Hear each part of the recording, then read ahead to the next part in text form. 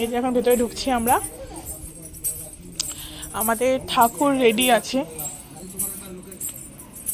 সেইটা না বলছি, যখন এই বয়স হয়ে গেলে ব্যবসা করবো কি করে? ঠাকুর নিয়ে বাইরে না বসে দিতে পারলে ঠাকুর ব্যবসা চলবে কি করে? সবাই কি পুরো করতে পারে? আমরা ঠাকুর নিতে এসে গেছি। অমূল্য কৃষ্ণ দাস ঠাকুর আলাদা করে দাও। ওই যে বাচ্চা যদি আবার কাদা ছিটে যায়, এই জন্য ঢাকা দিয়ে রাখছি। ভ্যান বলেছিলেন দাদা? তাহলে যারা নিয়ে যাবো কি করে? বলে দিয়েছে। এই যে আমাদের ঠাকুর।